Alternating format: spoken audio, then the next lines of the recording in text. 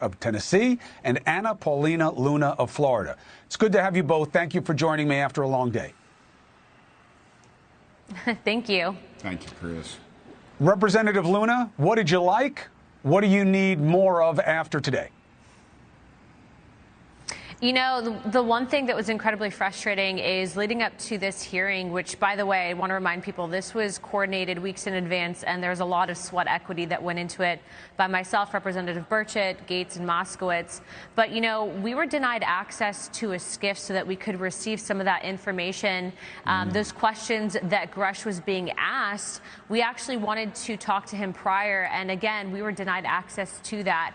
My favorite thing, though, was the fact that you had multiple people, witnesses, credible backgrounds, admitting and disclosing not only sightings, but also to, as former members of the military, really what our service members are facing, and the aspect of national security that I think in previous discussions in regards to UAP, a lot of taboos have been circulating. And so I think that this is just the start of one of many hearings.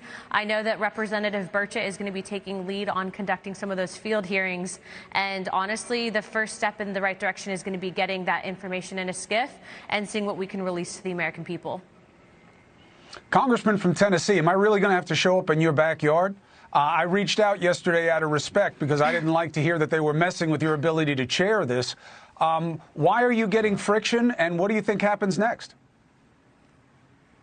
Well, when you're over the target, Chris, that's when they fire at you the most. And I appreciated what you said about Senator McConnell. That showed incredible class and good taste, so thank you. I think that's missing in our political discourse today. But you know, we've been through this. We've worked, Representative Luna, myself, and others have been working on this for months, actually. And, you know, you rock a few boats. Maybe we misunderstood. I don't know. But I didn't want the attention to be about the chairmanship. I wanted it to be about what we're talking about. And transparency is something that we really have a problem with in government today. And it was a bipartisan effort.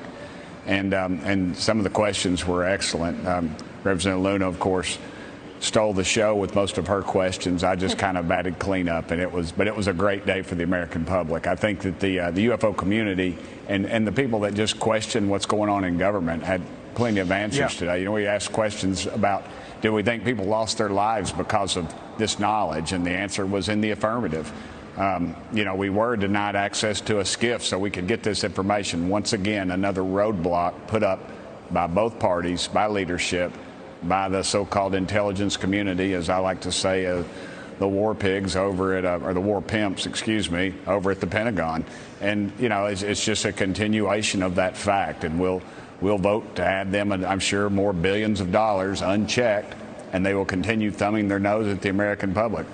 Representative Luna, myself, and Representative Gates were denied access down at Eglin Air Force Base. We were told we were going to get this, and we were turned away. I mean, this is your military telling your elected officials what to do. These are bureaucrats that literally have driven a four-legged mahogany around, and they're telling us what to do. You talked about it last night in some of your commentary, and it's, again, this is very offensive to me, it's offensive to the American public, and we need some answers.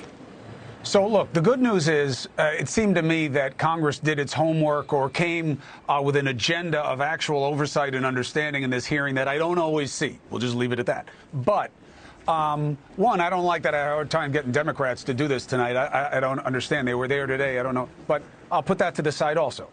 What are the next steps? You need a small one and you need a big one. Luna, the small step is, Representative Luna, is how you get the information that Grush has that he says he can't say in an open session. What's the answer to that? So the first step would be getting elected members together to put pressure on the intelligence community to give us a SCIF. The reasoning that they used was that supposedly Grush's clearance was out of date, but there's mechanisms and workarounds with that. And then also, too, being that he is a whistleblower, obviously he has to be legally careful about what he's saying publicly, especially during the middle of an Inspector General investigation. But nonetheless, I mean, he also named things like white-collar crimes. He said that he was in fear of his life for an incident that had occurred. So there are many things that we have to look into, but that would be the first start. You know, this report supposedly may contain images and footage, and I just want to put out there that when Representative Burchett, myself, and Representative Gates went to Eglin Air Force Base, yes, we were stonewalled. Eventually, we were able, after arguing with the base commander, to interview one pilot, and we saw an image, and I can confirm that we saw UAP. And so the fact is that it shouldn't take a clearance to see that. There's other governments around the world that really expose us to their people, so why are we not doing the same thing?